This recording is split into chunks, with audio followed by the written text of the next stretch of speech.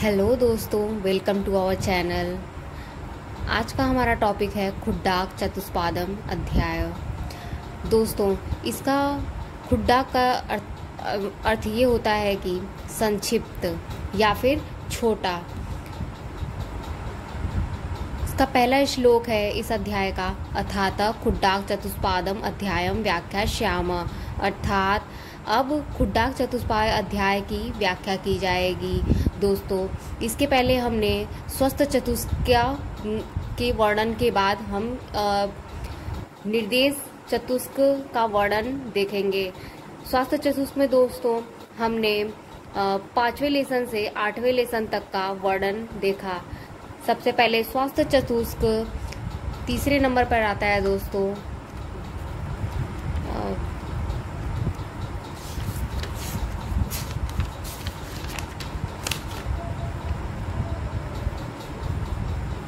ये है दोस्तों भेषज चतुष्क, जिसमें 1 से लेके 4 अध्याय तक का वर्णन प्राप्त होता है।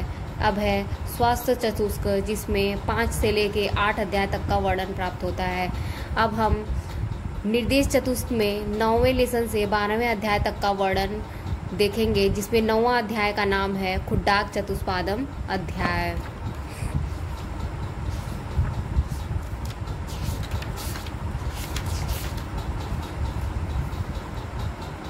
ठीक है दोस्तों, इतना आपको क्लियर है। देखिए ने क्या पढ़ा, अथात खुड्डाक चतुष्पादम अध्याय व्याख्या श्याम। अब खुड्डाक चतुष्पाद अध्याय की व्याख्या की जाएगी। इति श्याम भगवान आत्रेय, जैसा कि भगवान आत्रेय ने कहा।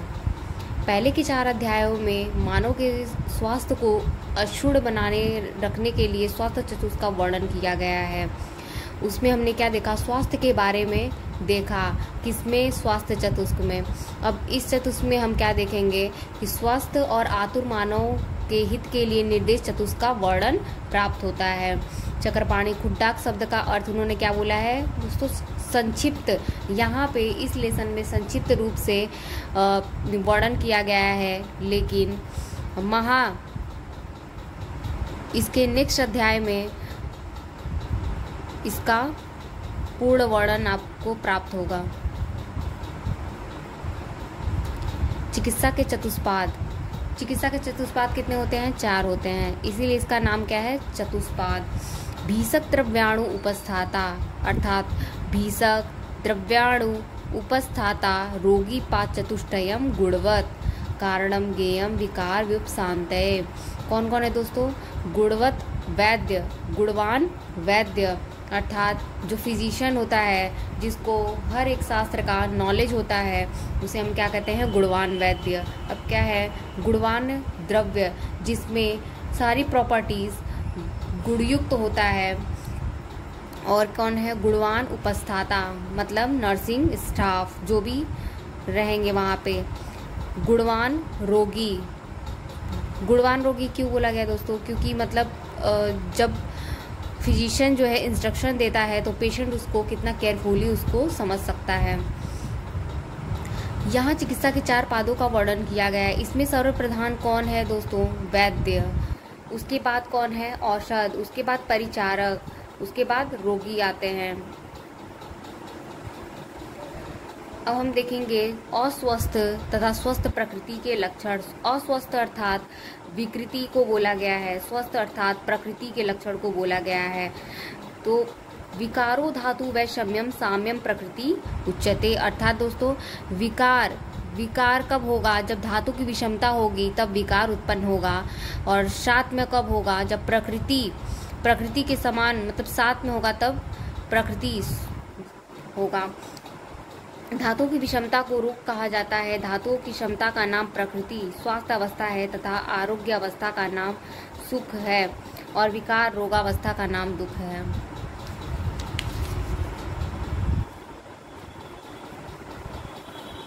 यहाँ पे दोस्तों एक चीज है, धातु। यहाँ पे धातु सिर्फ सप्त धातुएं नहीं होंगी, यहाँ पे त्रिदोष, सप्त धातु तथा मल तीनों को लिया जाएगा। देखिए यहाँ पे जैसे कि लिखा हुआ है धातु वैषम्य कहने से वात आदि 3 दोष, रस आदि सप्त धातु तथा मल मूत्र स्वेद आदि की विषमता का ग्रहण किया जाएगा। ठीक है दोस्तों। उसके बाद है चिकित्सा की परिभाषा। ये बहुत ही इम्पॉर्टेंट श्लोका है। चतुर्णाम भीषकादीनाम सस्तानाम धातु वकृते प्रवृत्ति धातु साम्य अर्थात चिकित्सा इति भी धीयते। अर्थात सिंपल सा कॉन्सेप्ट है दोस्तों कि अगर हमारे शरीर में धातुओं की विकृति हो जाती है, ठीक है, उनको मतलब जो वैद्य रहता है उन धातुओं को समता लादने के लिए जो उपाय करता है उसे ही चिकित्सा कहा जाता है। अब हम चारों पादों के वर्णन देखेंगे यहाँ पे। वैद्य के गुण, सबसे पहले हम किसको देखेंगे? वैद्य के गुण, क्योंकि सबसे पहले वैद्य ही सर्वश्रेष्ठ कहा गया है। तो इसका श्लोका है, ये चारों पादों का श्लोका बहुत ही इम्पोर्टेंट है। श्रुते पर्यदात्वम बहुशो दृष्टकर्मता साक्षम शौचम इति गेयम वैद्य गुण चतुष्टयम। अर्थात पहला क्या है दोस्तों? शास्त्र का अच्छी प्रकार ज्ञान रखना। मतलब शास्त्र का ज्ञान ही नहीं रहेगा तो वह उत्तम चिकित्सा नहीं कर पाएगा। अनेक बार रोगी औषध निर्माण तथा औषध प्रयोग का प्रत्यक्ष दृष्टा होना, दक्ष होना। दक्ष अर्थात वह सारी युक्ति लगाकर जो वो उपचार करता है वही परम श्रेष्ठ वैद्य कहलाता है। पवित्रता रखना अर्थात सूची होना चाहिए, पवित्र होना चाहिए, वरना इन्फेक्शन के भी डर रहते हैं। उत्तम औषधि के गुण दोस्तों, उत्तम औषधि के गुण क्या क्या हैं? बहुता तत्र योग्यत्वम अनेक विध कल्पना। अर्थात औषधियाँ का अधिक रूप में प्राप्त होना। जैसे दोस्तों मान लीजिए नीम का पत्ता है तो उसका हम कल्क भी बना सकते हैं, रस भी उसका निकाल सकते हैं, वटी भी बना सकते हैं। औषधियों का व्याधि नाश में समर्थ होना, मतलब ऐसी औषधि जो व्याधि का नाश कर सके। एक ही औषधि में अनेक विध, अर्थात दोस्तों एक ही औषध हो लेकिन उसमें अनेक क्वालिटी हो। जैसे उसका स्वरस भी हम बना ले, कल्क भी बना ले, चूड़ी भी बना ले, वटी भी बना ले, औले आदि का कल्पना हम बना ले। और चौथा क्या है? औषधियों का अपने रस, गुण, वीर्य, विपाक आदि गुणों से युक्त होना। अर्थात उसमें प्रॉपर प्रॉपर्टीज हो। ये चारों औषधि के उत्तम गुण माने जाते हैं। अब हम देखेंगे तीसरा कौन है? परिचारक के गुण। उपचाराज्ञता दाक्ष्यम अनुरागस्य भर्तति सोचम च इति चतुष्को एवं गुण परिचरे जने। पहला क्या है दोस्तों? सेवा कार्य का पूर्ण ज्ञान होना, चतुर भी होना चाहिए, और अपने मालिक के प्रति अधिक प्रेम हो तथा पवित्र यहाँ पे भी क्या है? इसको भी परिचारक को भी कैसा होना चाहिए? पवित्र होना चाहिए, वरना इन्फेक्शन के डर रहते हैं। रोगी के गुण, हम किसको देखेंगे? रोगी के गुण। स्मृति निर्देशकारित्वम अभीरुत्वम तपि च ज्ञापकत्वम च रोगाणाम आतुरस्य गुणा स्मृता। अर्थात स्मरण शक्ति उसकी अच्छी होनी चाहिए, वरना जो डॉक्टर ने प्रिस्क्राइब किया है या फिर उसने कुछ इंस्ट्रक्शन दिए हैं तो उसको याद रखना चाहिए। वैद्य की आज्ञाओं के पालन की प्रवृत्ति, ठीक है, मतलब वैद्य के उसने जो भी बोला है उसका पालन उसको करना चाहिए। अन्यथा कोई भी उसका अगर वो इंस्ट्रक्शन फॉलो नहीं किया तो क्या हो सकता है? मतलब मान लीजिए उसने कोई मेडिसिन प्रिस्क्राइब की है और उसने सही से उसका पालन नहीं किया तो क्या होगा? शरीर में उपद्रव के चांसेस बढ़ जाते हैं। निर्भयता, मतलब एकदम निर्भय रहना चाहिए। रोग तथा उपद्रव को अच्छी प्रकार बता सकना, मतलब ऐसा रोगी होना चाहिए जो अपने रोग को अच्छी प्रकार से प्रकट कर सके। वरना कभी कभी ऐसा होता है कि रोग बहुत छोटा होता है लेकिन रोगी ऐसा बताता है कि रोग बहुत ज़्यादा बड़ा है, और कभी कभी कोई रोगी ऐसे होते हैं जो रोग बहुत बड़ा होता है लेकिन उसको ऐसे प्रतीत करते हैं कि वो रोग बहुत छोटा है। तो रोग तथा उपद्रव को अच्छी प्रकार बता सके, ऐसे 4 रोगी के उत्तम गुण माने गए हैं। ठीक है दोस्तों, यहाँ पे चार्ट के फॉर्म में चिकित्सा चतुष्पाद का वर्णन किया गया है, ये मस्ट है याद करना। अब क्या है, चिकित्सक के बारे में विशेष उपचार। चिकित्सक की प्रधानता। दोस्तों, चिकित्सक की प्रधानता क्यों बोली गई है? मतलब क्योंकि 16 गुणों से युक्त ये चिकित्सा के 4 चिकित्सा की सिद्धि में कारण होते हैं। ये अगर इन 4 में से कोई एक भी नहीं रहा तो हम चिकित्सा कैसे कर सकते हैं? इन 4 में औषधि को जानने वाला, परिचारक पर शासन करने वाला और रोगों में रोग के अनुसार औषध योगों का योग करने वाला केवल वैद्य होता है, अतः वैद्य ही प्रधान माना गया है। चिकित्सक की प्रधानता में उदाहरण क्या है दोस्तों? ये भंडारी की पाक क्रिया में जिस प्रकार पात्र, ईंधन और अग्नि कारण होते हैं, युद्ध में विजय प्राप्ति की इच्छा से प्रवृत्त सेनापति की विजय में जिस प्रकार भूमि, सेना, अस्त्र शस्त्र कारण होते हैं, उसी प्रकार जब वैद्य रोग दूर करने में प्रवृत्त होता है तो धातुओं की समता में रोगी औषध परिचारक कारण होते हैं। इसलिए चिकित्सा में प्रधान कारण वैद्य को ही माना गया है, जैसा कि पहले मैंने आपको बताया है। और यहाँ पे इसको कौन सी तंत्र युक्ति बोलेंगे दोस्तों? यहाँ पे क्या है, दृष्टांत तंत्र युक्ति बोला गया। दृष्टांत मतलब उदाहरण देके बताया गया है। किसको बताया गया कि मतलब चिकित्सक जो होते हैं वो सबसे ज़्यादा उनकी प्रधानता बताई गई है कि जिस प्रकार भंडारी की पाक क्रिया में जिस प्रकार पात्र, मतलब हम खाना बना रहे तो उसमें पात्र जो होता है, ईंधन होता है, अग्नि के क्या होते हैं, ये सभी कारण होते हैं। यहाँ दोस्तों देखिए, जिस प्रकार मिट्टी, दंड, चक्र और सूत्र इन 4 के रहते हुए भी बिना कुंभार के घड़े की उत्पत्ति नहीं होती, उसी प्रकार पादत्रय के होने पर भी वैद्य का अभाव में आरोग्य की प्राप्ति नहीं होती है। अर्थात दोस्तों वैद्य ही सर्वोत्तम माना गया है चिकित्सा चतुष्पाद में। यहाँ पे क्या है दोस्तों, रोगी, परिचारक और औषधि इन तीनों पादों के रहते हुए जो भयंकर रोग गंधर्व नगर के समान शीघ्र ही नष्ट हो जाते हैं तथा दूसरे रोग जो शीघ्र ही अपने उपाय की प्रतीक्षा करते हैं, वे रोग तीनों पादों के रहते हुए भी शीघ्र बढ़ जाते हैं।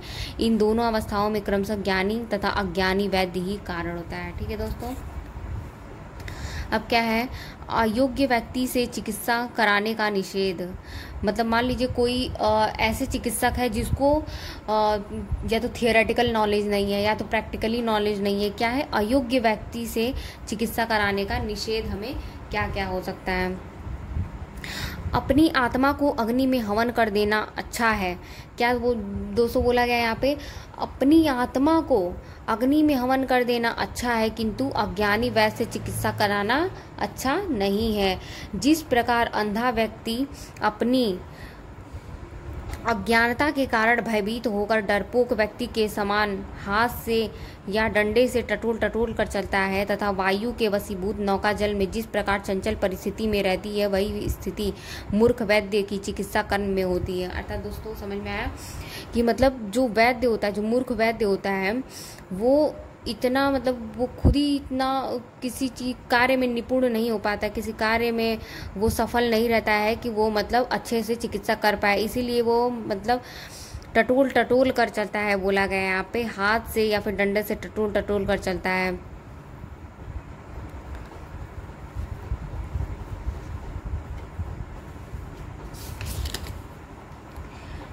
प्राणाभिसार वैद्य के लक्षण क्या है दोस्तों? यहाँ पे प्राणाभिसार वैद्य के लक्षण, ये बहुत इंपॉर्टेंट है दोस्तों।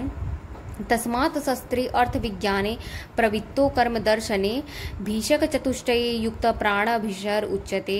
अर्थात इसलिए शास्त्र के अध्ययन में तत्पर रहना, शास्त्र के अर्थ को समझने में उचित परिश्रम करना, स्वयं करना और अन्यत्र हुए या होने वाले कर्मों को बार बार देखना, इस प्रकार इन 4 कर्मों में सदा तत्पर रहने वाले वैद्य को क्या बोला गया है?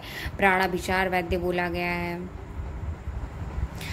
यहाँ पे देखिए दोस्तों, प्राणाभिसार शब्द की व्युत्पत्ति इस प्रकार बोला गया है कि जाते हुए प्राणों को जो लौटा जाता है उसे प्राणाभिसार कहा गया है। ये बहुत इंपॉर्टेंट है दोस्तों। उसके बाद क्या है? राजा के योग्य वैद्य के लक्षण, अर्थात जो राजा के योग्य वैद्य होते हैं उनके कौन कौन से लक्षण हैं? हेतो लिंगे प्रश्मने रोगाणाम पुनर्भवे ज्ञानम चतुर्विधम यस्य स राजारो भीषक्म। पहला क्या है दोस्तों? हेतु। दूसरा क्या है? लिंग। तीसरा क्या है दोस्तों? प्रशमन। फिर क्या है? रोगाणाम अपुनर्भवे, मतलब रोगों की पुनः उत्पत्ति न होने के यत्न। अपुनर्भवे अर्थात उत्पत्ति न पुनः उत्पन्न न होने के यत्न। इन 4 विषयों का ज्ञान रखने वाला कुशल वैद्य राजा की चिकित्सा करने योग्य होता है। अर्थात हेतु अर्थात क्या होता है दोस्तों? निदान। लिंग मतलब लक्षण। प्रशमन मतलब जो वैद्य रोगों की शांति के उपाय के बारे में जानता हो कि किस तरह रोगों का शमन करना है। और उसके बाद रोगों की पुनः उत्पत्ति न हो पाए ऐसा औषधि देना है, ऐसा चिकित्सा करना है कि रोगों की पुनः उत्पत्ति न हो पाए। ऐसे कुशल वैद्य जो होते हैं राजा के चिकित्सा होने के योग्य होते हैं।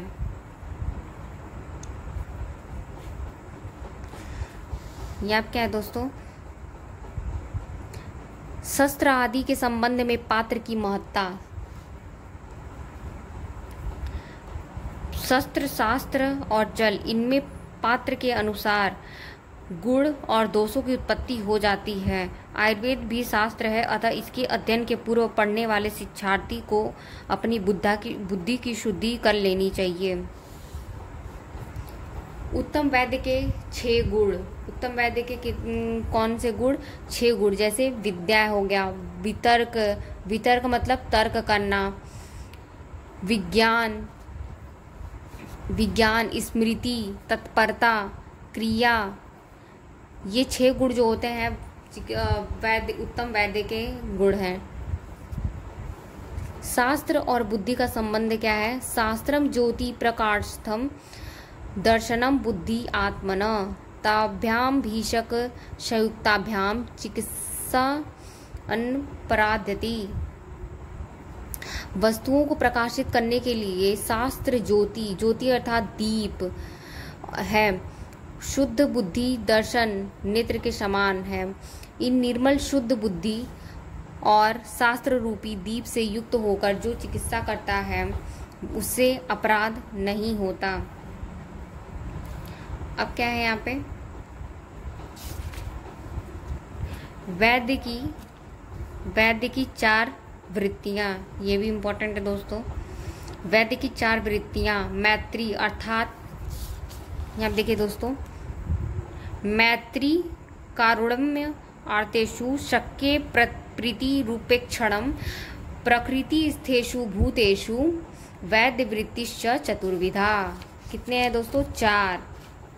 पहला कौन सा है? मैत्री। मैत्री अर्थात प्राणी मात्र के साथ मित्रता का व्यवहार करना, मतलब जो भी प्राणी है उनके साथ कैसा व्यवहार करना? मतलब मित्रता का व्यवहार करना। आर्तेषु कारुण्यम अर्थात रोगी व्यक्तियों पर दया का भाव रखना। शक्य प्रीति साध्य रोगों में प्रेम पूर्वक चिकित्सा करना। यहाँ पे देखिए दोस्तों, साध्य रोग बोला गया है। साध्य रोग मतलब जो असाध्य हैं, एकदम जिसकी चिकित्सा मतलब पॉसिबल नहीं है, उस ऐसे रोगी को हमें क्या करना है? त्याग करना है, मतलब उनकी चिकित्सा नहीं करनी है। हमें साध्य रोगों की ही प्रेम पूर्वक क्या करनी है? चिकित्सा करनी है। प्रकृति स्थेषु भूतेषु उपेक्षणम, असाध्य रोगी या रोग में उपेक्षा का भाव रखना, मतलब यहाँ पे देखिए दोस्तों बोला गया है प्रकृति स्थेषु भूतेषु उपेक्षणम, अर्थात असाध्य रोगी या रोग में उपेक्षा का भाव रखना। ये क्या है, वैद्य में ये 4 प्रकार की वृत्तियां बहुत ही क्या है, आवश्यक है। अब क्या है यहाँ पे दोस्तों देखिए, यहाँ पे उपसंहार में क्या है, इस खुड्डाक चतुष्पाद अध्याय में निम्नलिखित विषयों का वर्णन किया गया है, जैसे कि रोग निवारण में चिकित्सा के 4 पादों का प्रधानता। ये दोस्तों आपको टेबल के फॉर्म में याद कर लेना है। चारों पादों के 4 गुण पढ़ लेना है। चारों पादों में वैद्य की प्रधानता है, उसका श्लोका आपको पढ़ लेना है। वैद्यों में होने वाले गुण और उनमें होने वाले लाभ क्या क्या हैं, वैद्यों का ज्ञान और वैद्यों की 4 प्रकार की व्यवहारिक बुद्धि कैसी होनी चाहिए। थैंक यू दोस्तों।